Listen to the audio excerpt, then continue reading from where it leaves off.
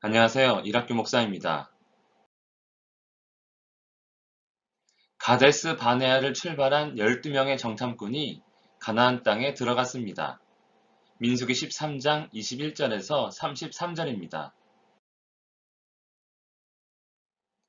신광야에서부터 하맛 어기 르옵에 이르렀고 12명의 정탐꾼은 가나안 땅 가장 남쪽부터 가나안 땅 북쪽 경계인 단 지역을 지나 더 많은 지역을 살펴본 것입니다.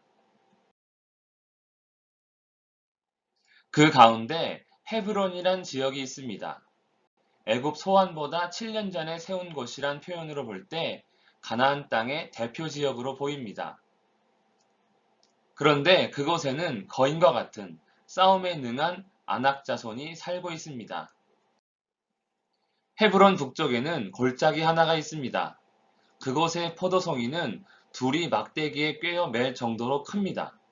그래서 그것을 에스골 골짜기라고 부릅니다.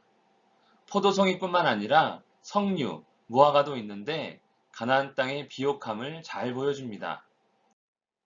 12명의 정탐꾼이 40일 동안의 정탐을 마치고 돌아왔습니다.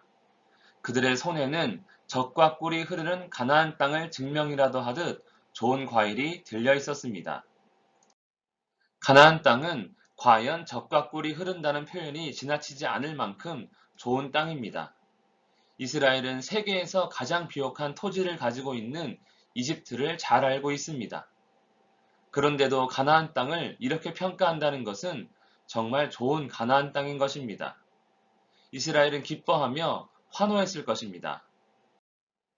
그러나 그 땅 거주민은 강하고 성읍은 견고하고 심이 클 뿐 아니라 거기서 아낙 자손을 보았으며 가나안 땅에 살고 있는 민족들에 대한 보고를 들은 이스라엘의 분위기는 갑자기 혼란스러워졌습니다. 이를 수습하려는 듯 유다 지파의 지휘관인 갈렙이 나서서 말합니다. 우리가 곧 올라가서 그 땅을 취하자. 능히 이기리라. 갈렙이 이렇게 말할 수 있는 근거는 무엇일까요? 이스라엘이 강한 민족이어서가 아닙니다. 조상과의 약속하신 대로 당시 최강대국 이집트에서 구원해 주신 하나님께서 가나안 땅을 약속대로 주시겠다고 하셨기 때문입니다. 하나님은 신실하신 분이십니다. 그러나 다른 정탐꾼들의 의견은 달랐습니다. 우리는 능히 올라가서 그 백성을 치지 못하리라. 그들은 우리보다 강하니라. 그들은 가나안 땅에 사는 민족들과 이스라엘만 비교합니다. 능력의 하나님을 불신하며 자신들의 무능함만을 보고 있습니다. 가나안 땅은 이집트보다 더 좋은 땅이 분명합니다. 그러나 그 땅에 사는 강한 민족들로 인해 거주민을 삼키는 땅이라고 악평합니다. 그러면서 이스라엘에 대해서는 가나안 민족들과 비교하면 메뚜기와 같다고 보고합니다. 처음에는 가나안 땅의 열매로 호평했습니다. 그러나 가나안 땅의 거주민으로 인해 악평합니다. 전능하신 하나님을 보지 못하고 환경만 바라보니 좋았다 나빴다 하는 것입니다. 뿐만 아니라 하나님의 택함을 받았음에도 자신들을 보잘것없는 존재로 여기기까지 합니다. 우리의 지금이 소망이 없어 보일 수 있습니다.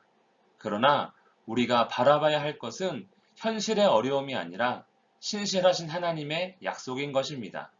기도하겠습니다. 살아계신 하나님 아버지, 현실의 어려움을 보지 않기를 원합니다. 우리의 무능함을 보지 않기를 원합니다. 오직 신실하신 하나님만을 바라보며 그 약속을 붙들며 이 땅 가운데서 주님만을 의지하며 살아갈 수 있도록 도와주시옵소서. 거룩하신 예수님의 이름으로 기도합니다. 아멘.